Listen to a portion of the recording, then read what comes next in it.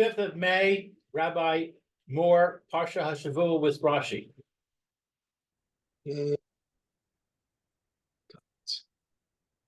Okay. Hello, Welcome Rabbi. back. Welcome back. Nice to see you again. Feelings mutual. Tell me, how was your Pesach? Wonderful. We were with my son and his 7 children. Very nice. It was very, very nice evening. That was for the Seder. A Seder, yeah. And then we had my daughter and her 7 children for the last day of the holiday.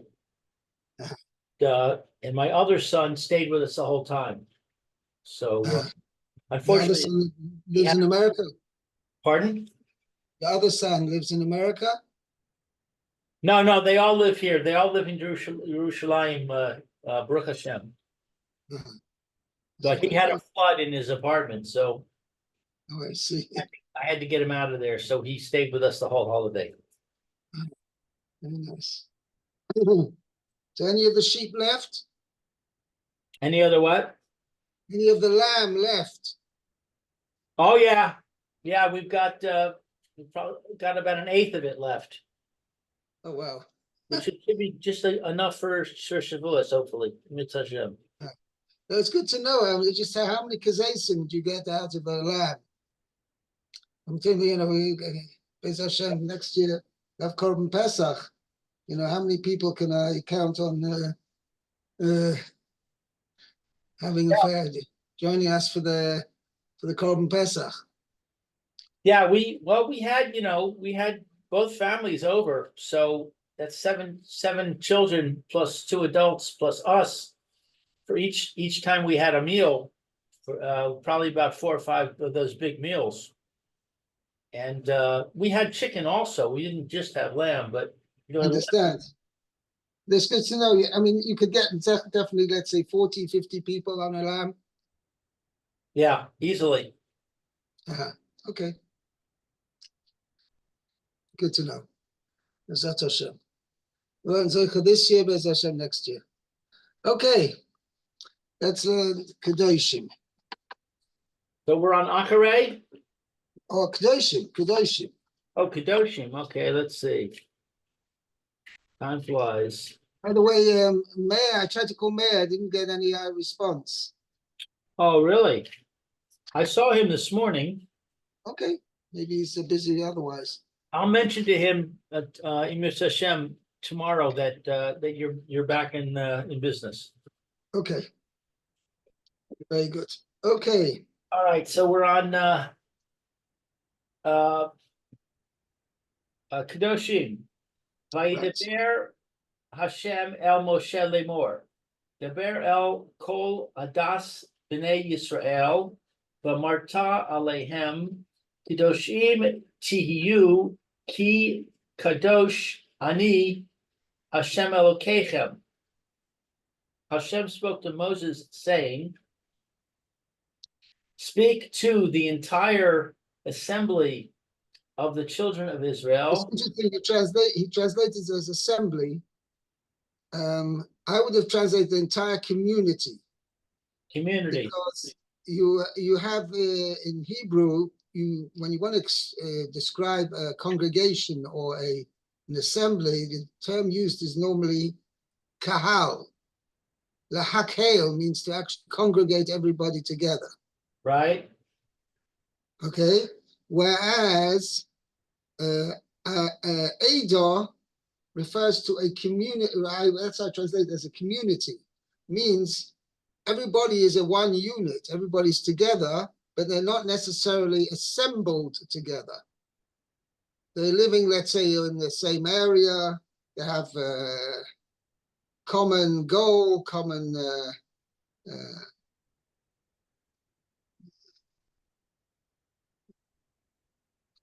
both living with a common purpose, but they're not necessarily actually all standing together. Okay, actually, Rashi, we're going to see here in Rashi seems to imply, but it doesn't contradict what I just said. The actual meaning of the word Adar, because we find elsewhere. The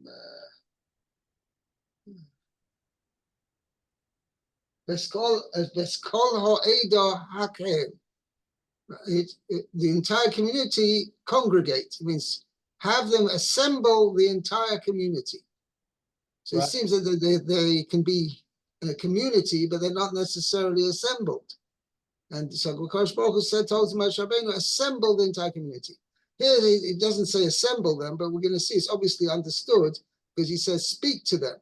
Speak to the entire community of the Bnei Yisrael.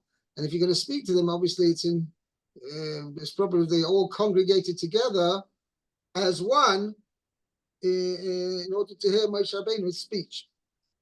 Okay. Okay, so speak to the entire community of the children of Israel and say to them, you shall be holy, for I, Hashem, your God, am holy. Right.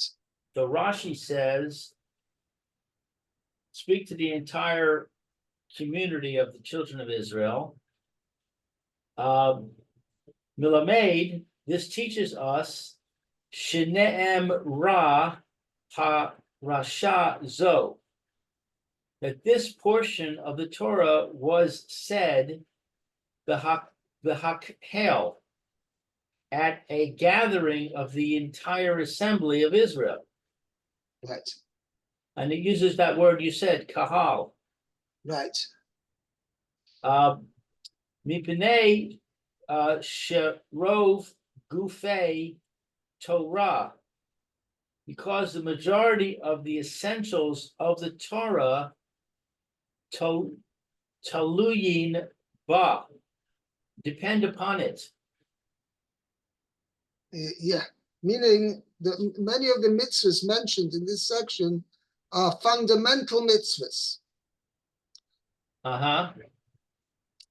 In fact, actually, very high proportion of the mitzvahs mentioned in this parsha. First of all, it's probably, as far as mitzvah density is concerned, excuse me losing that term, but Kedoshim is the most.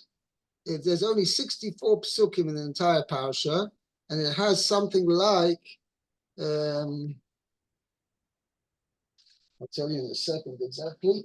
It says a lot of mitzvahs. It's one of the highest scorers as far as number of mitzvahs mentioned in the parsha. Second.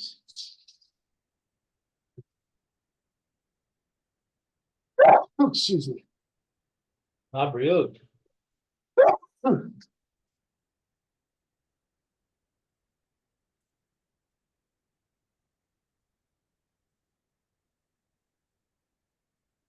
Yeah, there's over 50 mitzvahs.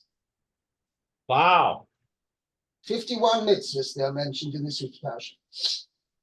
Wow, that's quite a lot. Right, considering that there's only 64 psukim.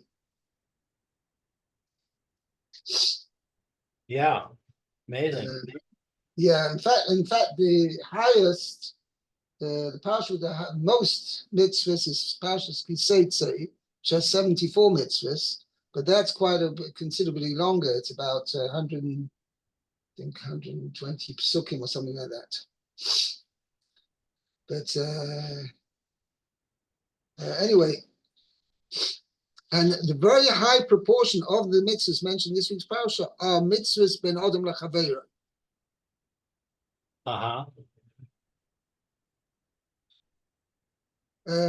So that's why, I mean, Rashi doesn't actually mention that in particular, but Lamaisa, that is, Rashi just says many fundamental mitzvahs are stated here. Okay. That's kind of counterintuitive because the title of the Parsha is Kedoshim. You'd think it would be between man and God.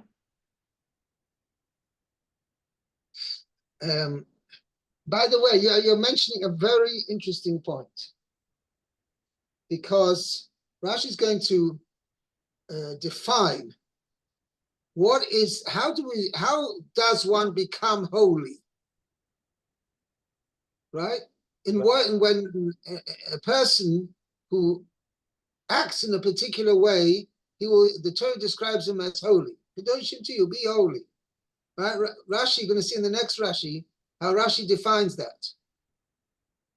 Because actually I mentioned this at the Shabbos table yesterday, because the Maisa, last week's Parsha, basically is considered made up of 3 sections. The first section,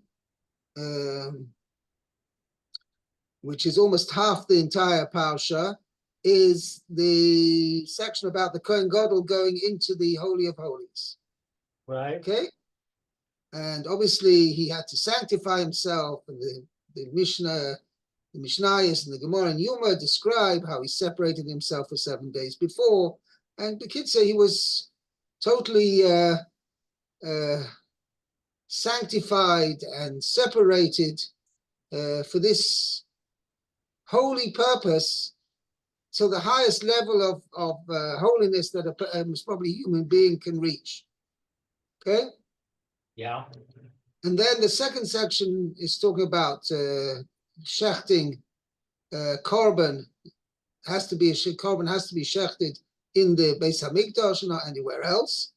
And the third section, l'chayra, is like a super drop, and it describes all the forbidden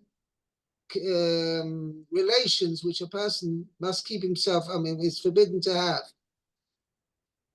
Forbidden marital relations.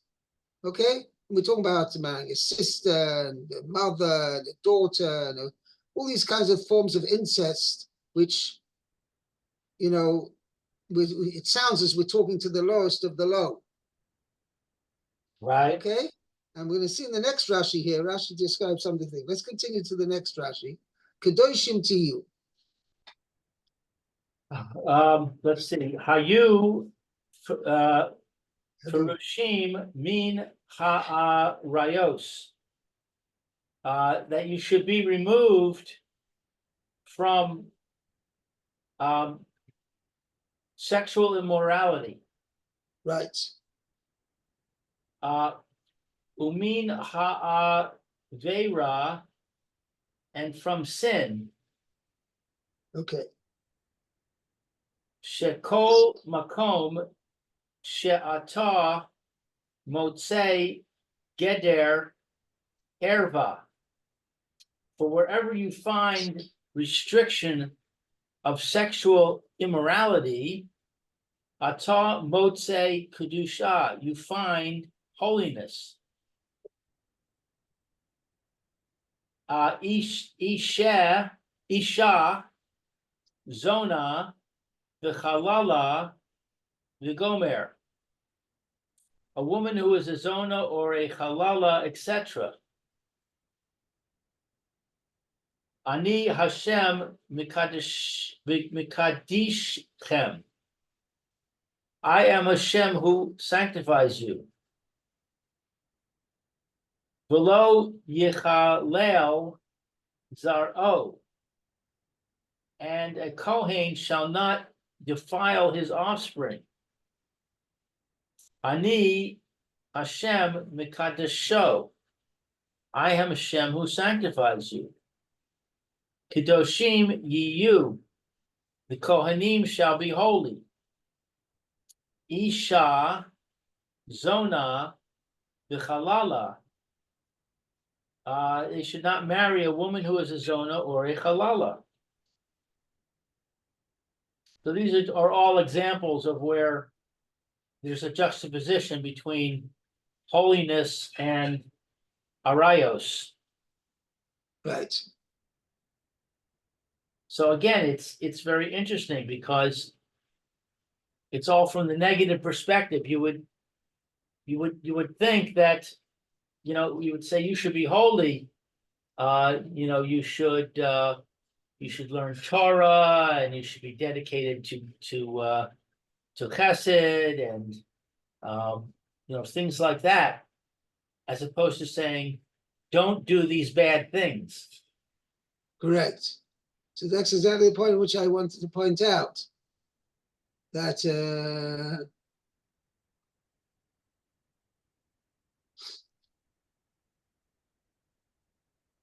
the point is that as much as a person can sanctify himself and make himself holy to higher levels, the bottom line is keep away from sin. Means if really a person shouldn't, underestimate the necessity to keep to the basics. Right. Or should we say, be careful about the basics.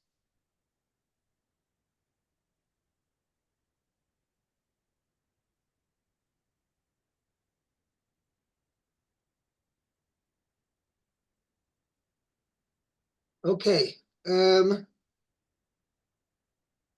Yeah. Weiter? 1 second. Where are you? Okay. Yeah. Okay. Ish, Emo. By the way, I just had another interesting point, which is really based on what I heard many years ago when I did a course of how to teach chatanim. Prepare them for their wedding. I mean, Baruch Hashem, in the Haredi world, there's many Bachrim are still very uninitiated, and it's important that they are taught in the correct manner, how to approach marital relations and etc. Anyway, what's interesting is that, and this is really accepted even among Goyim, because the Goyim also have an obligation to keep away from immorality. Let's take not necessarily an extreme example, but the Maaseh, universally accepted is that incest is considered immorality. Marrying a sister, marrying a daughter, having relations with a daughter, having relations with a mother, even grandchildren. Okay? Now, if you think about it, the institution of marriage, right, is something pretty strange. I mean, if there wouldn't be this natural attraction between man and woman and wanting to have relations with each other as far as their natural, innate desires are concerned, right? Then logically, it seems very strange to put a man and woman together to live together. Right. The man has his ways and a woman has her ways. And more especially, and this is the point which is interesting, is that each of them have grown up in different homes, in different environments, and each family has its own, I wouldn't say quirks, but it has its own different ways of doing things. And you put this young man and young woman together, it doesn't necessarily be young, but more often than not it is. And you say, okay, get together and build a house together, build a home together.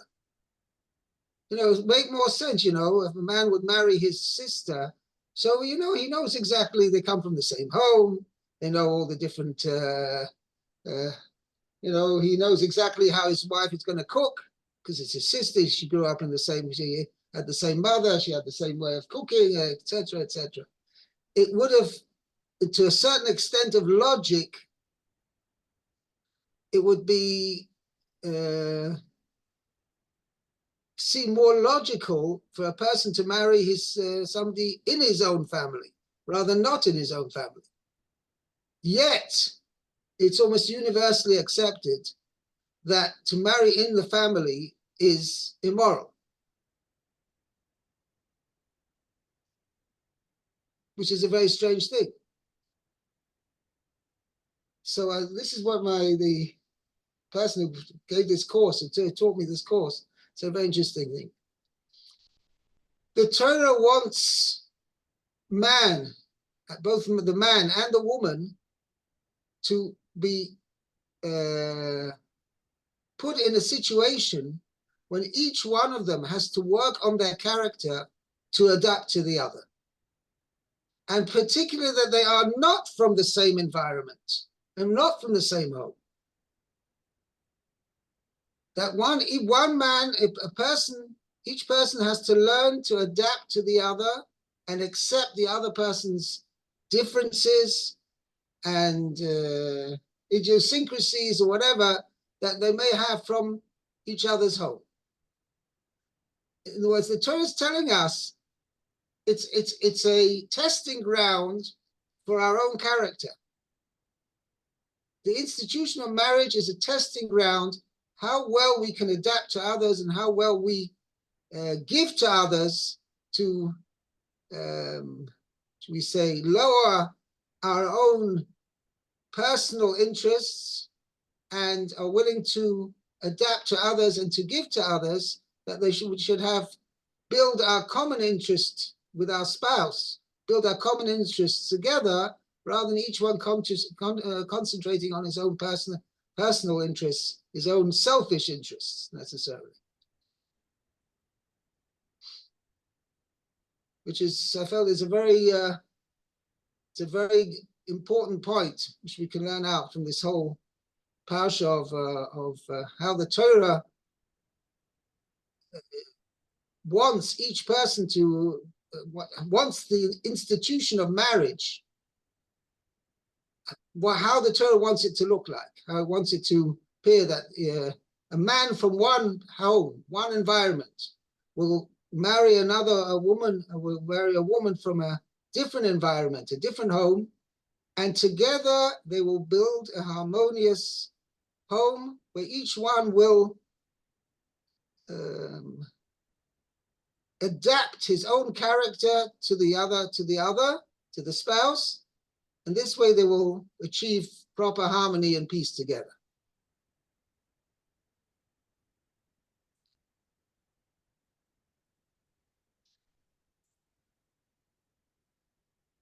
I see that's left you silent, Lou.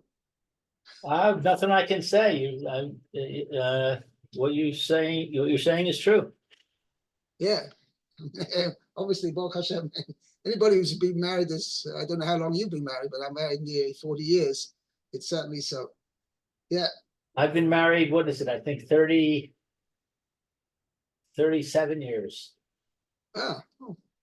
Something like that. 80, we were married in 84.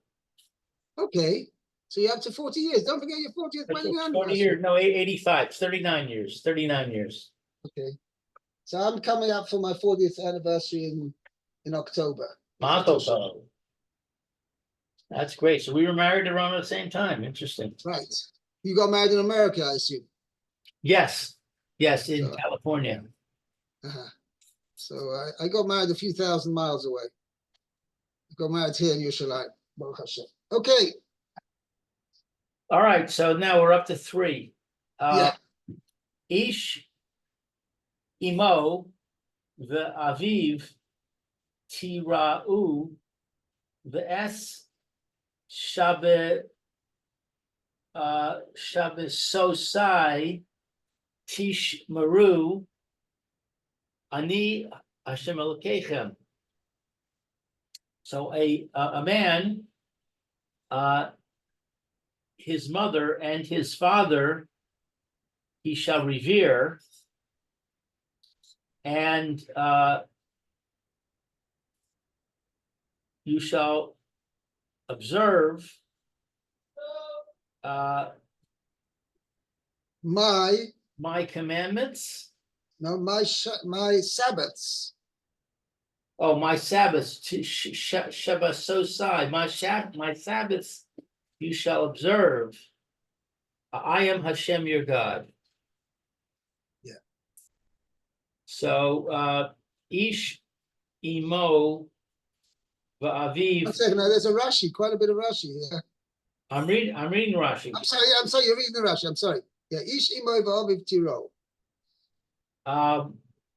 Kol Now, echad mikol, every one of you, mikem, mikem, kol echad mikem, every one of you, tiru aviv v'imo, shall revere his father and his mother. Zehu b'shuto. This is obvious.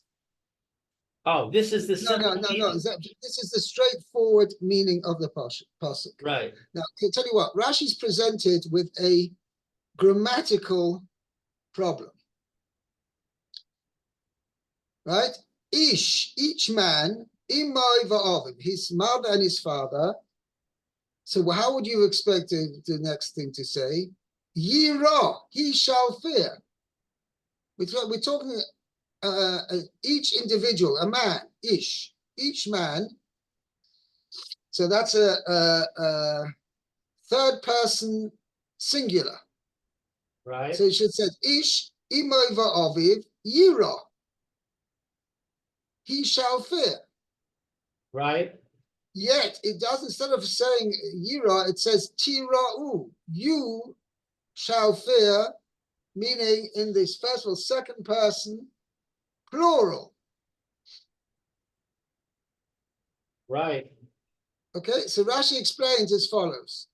Rashi says, yes, we're saying you as a collective unit, meaning you plural, each one of you among you shall fear or shall revere, and it uses ish, the term ish, each man, as that's what Rashi says, kol echad mikem, every individual among you, plural, collectively you shall fear his father and his mother.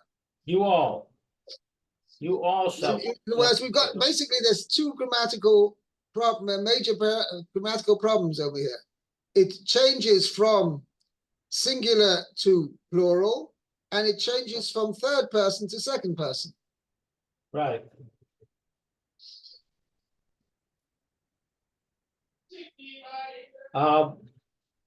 Tiru aviv v'imo, shall revere his father and his mother. Yeah, it means you collectively shall fear, I should say your father and your mother. But that's Rashi says, going back on ish. Right. Each man, his father and his mother, you collectively, every individual among you shall be doing this. Each man shall be fearing his father and his mother. Yeah, I see the problem. Oh, umi de rasho, and it's midrashic interpretation. My English says exegetical, whatever that means. Whatever. It's the midrashic explanation, yeah. Ein li ela ish. I only have the statement about a man. Isha minayin. From where do I know that a woman is also included? Kishehu omer tira'u. That when it says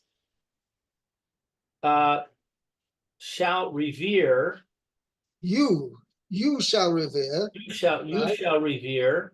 In the plural. Oh, you in the plural shall revere. Hare kan shanayim.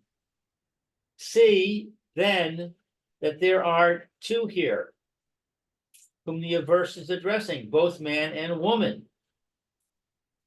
Im kain, therefore, lama ne'amar ish. Why does the verse say man? Which could be misinterpreted to exclude woman. She ha'ish sipek biyado la'asos. Because a man generally has the wherewithal to perform this commandment. Aval isha rishus acharim aleha. But a woman is often subject to the authorities of others, the authority of others. I.e., her husband. Right. So therefore, exactly, like the husband says, we're going to my parents for the Seder. And the wife says, no, what do you mean? We're going to my parents for the Seder. Okay, who wins out? That's a good question. I don't want to sound chauvinistic over here, and I don't approve of such an argument at all. But right. The actual lemaise is if somebody has to halachically decide between the two opinions, the answer is the husband wins out, because the wife has to accept the husband's opinion, and she has to follow him. I'm not saying that the husband's acting in a correct way. I'm not saying that, and I'm not agreeing with that thing. They should come to I don't want to use the word gentlemanly agreement, because that people tell me, say, oh, you can't use that word. But anyway, but they should come to a amicable agreement to say, where they're going to go for the Seder. But if they would turn out to be a situation that they are still still undecided and disagreeing about where they should go, the husband wins out. So I had learned that there were certain areas where the wife was primary and certain areas where the husband is primary. That is true. I mean, that's why we gave this example, for instance. So I'm just saying is that even though the wife feels, I've got an obligation to honor my parents, and my parents want me to come to the Seder. But if the husband says, no, I'm going somewhere else, it's the husband's prerogative that he can decide where they're going. And the wife has to listen. Right. So you're saying that's the area. That's an example. There'll be an example over here. Right. Okay, well, let's hold it here for today. And we'll continue over here. Okay. Okay? Thank you, Rabbi. Have a great day. All right, you too. Bye-bye. So be well.